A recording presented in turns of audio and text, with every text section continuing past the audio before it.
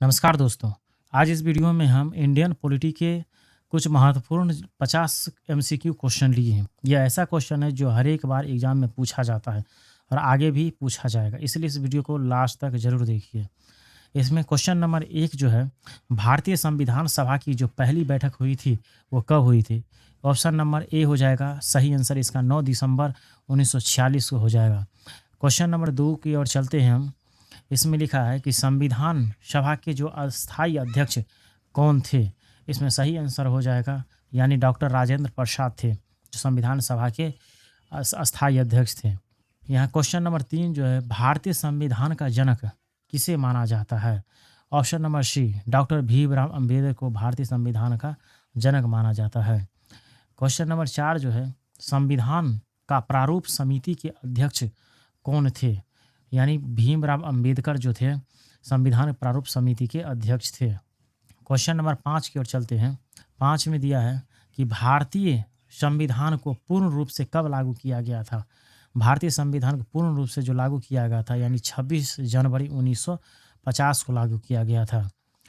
Question number 6 की ओर चलते, जो भारत का संविधान बनने में कितना समय लगा था? भारत का संविधान बनने में लगा था 2 वर्ष 11 महीने 18 दिन टोटल लगा था। क्वेश्चन नंबर 7 है कि भारतीय संविधान में मौलिक अधिकार किस देश से लिया गया था?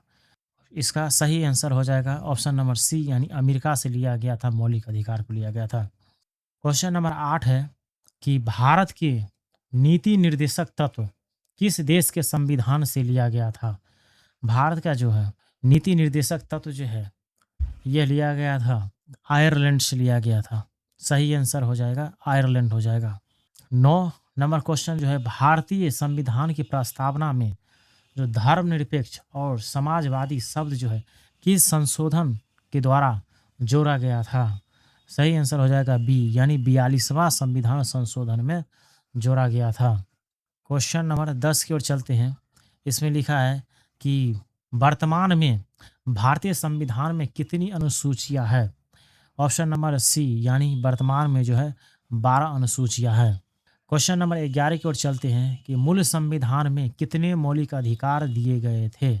मूल संविधान में कितने मौलिक अधिकार दिए गए थे? 11 नंबर क्वेश्चन का सही आंसर हो जाएगा बी यानी टोटल 7 मौलिक अधिकार दिए गए हैं।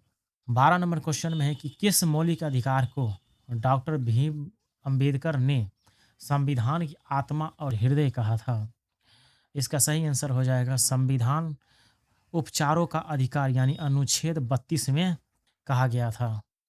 क्वेश्चन नंबर 13 में है जो संविधान के अधिकार को किस संविधान संशोधन के द्वारा मौलिक अधिकारों की सूची से हटाया गया था? यानी 13 का हो जाएगा 44वां संविधान संशोधन में यह किया गया था। क्वेश्चन नंबर 14 में है जो भारतीय संविधान में जो है मौलिक कर्तव्य किस अनुच्छेद में दिया गया है? ऑप्शन नंबर ए यानी अनुच्छेद 51 ए में दिया गया है।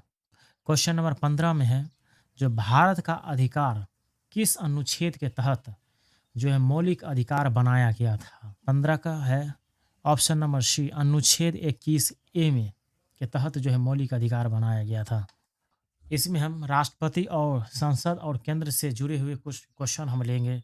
इसमें भाग 2 में इसमें है कि भारत के प्रथम राष्ट्रपति कौन थे? भारत के जो प्रथम राष्ट्रपति थे वह कौन थे? आपको पता होगा भारत के प्रथम राष्ट्रपति डॉक्टर राजेंद्र प्रसाद थे। क्वेश्चन नंबर 17 की ओर चलते हैं कि राष्ट्रपति पद के लिए न्यूनतम आयु सीमा कितनी होनी चाहिए? राष्ट्रपति पद के लिए न्यूनतम सीमा जो 35 वर्ष होनी चाहिए। क्वेश्चन नंबर 18 की ओर चलते हैं कि भारत के राष्ट्रपति को उनके पद से हटाने की प्रक्रिया को क्या कहा जाता है? उसको कहा जाता है महाभियोग कहा जाता है। महाभियोग के द्वारा राष्ट्रपति को पद से हटाया जा सकता है। क्वेश्चन नंबर 19 की ओर चलते हैं कि राष्ट्रपति पर जो महाभियोग चलाने की प्रक्रिया किस अनुच्छेद में दी गई है? यह है अनुच्छेद 61 में जो दिया गया है। क्वेश्चन नंबर 20 की ओर चलते हैं। क्वेश्चन नंबर 20 में दिया गया है कि संसद के दोनों सदनों यानी लोकसभा और राज्यसभा की संयुक्त बैठक को कौन बुलाता है? यानी बुलाता है राष्ट्रपति बुलाता है। क्वेश्चन नंबर 21 की ओर चलते हैं कि राज्यसभा का पदेन सभापति कौन होता है? राज्यसभा का पदेन सभापति कौन होता है? यानी राज्यसभा का पदेन सभापति उपराष्ट्रपति होता है। क्वेश्चन नंबर 22 में है कि लोकसभा के सदस्यों का कार्यकाल कितने वर्षों का होता है? यानी 5 वर्ष का होता है। लोकसभा का कार्यकाल जो है 5 वर्षों का होता है। क्वेश्चन नंबर 23 में है कि राज्यसभा के सदस्यों का कार्यकाल कितने वर्षों का होता है? राज्यसभा का होता है 6 वर्ष का होता है कार्यकाल। क्वेश्चन नंबर 24 है कि लोकसभा में अधिकतम सदस्यों की संख्या कितनी हो सकती है? लोकसभा में अधिकतम सदस्यों की संख्या कितनी हो सकती है? इसका सही आंसर हो जाएगा 550। लोकसभा में सदस्य संख्या 550 हो सकती है। भारत का जो है प्रथम नागरिक किसे कहा जाता है? भारत का प्रथम नागरिक जो है राष्ट्रपति को कहा जाता है। क्वेश्चन नंबर 26 में है जो धन विधेयक केवल किस सदन में पेश किया जाता है? धन जो विधेयक जो है लोकसभा में पास किया जाता है। ऑप्शन नंबर बी में। क्वेश्चन नंबर 27 कि भारत की प्रधानमंत्री की नियुक्ति कौन करता है? भारत की प्रधानमंत्री की नियुक्ति राष्ट्रपति करता है। क्योंकि राष्ट्रपति आप सोचते हो कि जनता करता है, नहीं, जनता सिर्फ वोट देता है। उसकी नियुक्ति जो है, जो शपथ ग्रहण करवाता है कौन? राष्ट्रपति करवाता है। इसीलिए नियुक्ति राष्ट्रपति करता है। क्वेश्चन नंबर 28 हो गया कि केंद्रीय मंत्रिपरिषद सामूहिक रूप से किसके प्रति उत्तरदायी होता है? 28 के बी यानी लोकसभा के प्रति उत्तरदायी होता है। क्वेश्चन नंबर 29 की ओर चलते हैं। 29 में है कि भारत के महान्यायवादी की नियुक्ति कौन करता है? महान्यायवादी की नियुक्ति जो है राष्ट्रपति करता है। आगे क्वेश्चन है कि संसद का उच्च सदन किसे कहा जाता है? संसद का उच्च सदन किसे कहा जाता है? सही हो जाएगा यानी बी राज्यसभा कहा जाता है। अब हम भाग 3 में पढ़ेंगे कि न्यायपालिका राज्य और सरकार के जो स्थानीय निकाय होता है उससे महत्वपूर्ण कुछ क्वेश्चन को हम पढ़ेंगे, जिसमें क्वेश्चन नंबर 31 से हम लिए हैं कि भारत के सर्वोच्च न्यायालय के न्यायाधीशों की सेवानिवृत्ति की आयु कितनी होती है? इसका सही हो जाएगा ऑप्शन नंबर 31 का ऑप्शन नंबर हो जाएगा सी यानी 65 वर्ष है। आगे क्वेश्चन 32 नंबर क्वेश्चन में है कि सर्वोच्च न्यायालय के मुख्य न्यायाधीश की नियुक्ति कौन करता है? बी राष्ट्रपति करता है उसका। आगे क्वेश्चन है जो क्वेश्चन नंबर 33। क्वेश्चन नंबर 33 है राज्य के जो वास्तविक कार्यकारी प्रमुख कौन होता है? ऑप्शन नंबर बी मुख्यमंत्री होता है। किसी राज्य में राज्यपाल की नियुक्ति कौन करता है? किसी राज्य में राज्यपाल की नियुक्ति कौन करता है?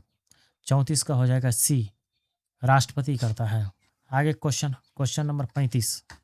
क्वेश्चन नंबर 35 है जो उच्च न्यायालय यानी हाई कोर्ट के न्यायाधीशों की सेवानिवृत्ति की आयु कितनी होती है? ऑप्शन नंबर 35 का ऑप्शन नंबर हो जाएगा बी यानी 62 वर्ष होती है।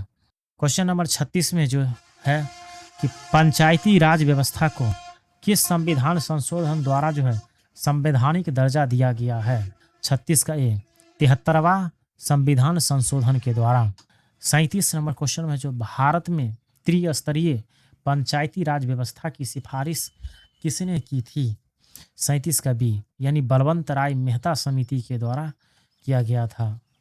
आगे क्वेश्चन है कि क्वेश्चन नंबर 38 में है जो भारत में सबसे पहले पंचायती राज व्यवस्था कहाँ शुरू की गई थी? पंचायती राज व्यवस्था सबसे पहले किया गया था 38 का ए में यानी राजस्थान नागौर में किया गया था।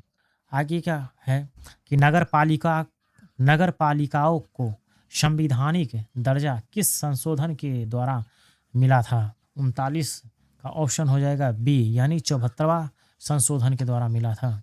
40 नंबर क्वेश्चन में है कि भाषाई आधार पर गठित होने वाला भारत का पहला राज्य कौन सा है? 40 का सी यानी आंध्र प्रदेश जो है। आगे क्वेश्चन है कि सरकारी आयोग का संबंध किससे है? 41 का बी यानी केंद्र और राज्य के संबंध से है। आगे क्वेश्चन 42 नंबर क्वेश्चन है कि योजना आयोग को बदलकर नीति आयोग कब बनाया गया था? यानी 1 जनवरी 2015 को बनाया गया था। क्वेश्चन नंबर आगे जो है 43 में कि नीति आयोग का अध्यक्ष कौन होता है? नीति आयोग का अध्यक्ष कौन होता है? प्रधानमंत्री होता है नीति आयोग का अध्यक्ष होता है। आगे है जो मुख्य चुनाव आयुक्त का कार्यकाल कितना होता है? ऑप्शन नंबर बी, यानी 6 वर्ष होना चाहिए या 65 वर्ष की आयु तक वो उनका कार्यकाल हो सकता है। या तो 6 वर्ष पूरा हो जाना चाहिए या 65 वर्ष की आयु पूरा हो जाना चाहिए। आगे क्वेश्चन है कि भारत में मतदान करने की कानूनी आयु 21 वर्ष से घटाकर 18 वर्ष किस संशोधन द्वारा किया गया था? ये किया गया था 45 के ऑप्शन नंबर सी, यानी 61वां संविधान संशोधन के द्वारा किया गया था। भाग 4 में हम पढ़ेंगे कि आपातकाल और संशोधन से जुड़ी हुई कुछ महत्वपूर्ण क्वेश्चन को। इसमें है कि भारत में राष्ट्रीय आपातकाल किस अनुच्छेद के तहत लगाया जाता है? भारत में जो आपातकाल जो है नेशनल इमरजेंसी किस अनुच्छेद के तहत लगाया जाता है? यानी ऑप्शन नंबर ए जो है अनुच्छेद 352 के तहत लगाया जाता है। आगे क्वेश्चन जो 47 नंबर क्वेश्चन है कि राज्यों में राष्ट्रपति शासन लगाने का प्रावधान किस अनुच्छेद में है? ऑप्शन नंबर अनुच्छेद बी, यानी ऑप्शन नंबर बी में जो है अनुच्छेद 356 में है। आगे क्वेश्चन नंबर 48 में है जो वित्तीय आपातकाल का उल्लेख किस अनुच्छेद में किया गया है? 48 का सी, यानी अनुच्छेद 360 में किया गया। आगे क्वेश्चन में है कि भारत में अब तक कितनी बार वित्तीय आपातकाल लगा है?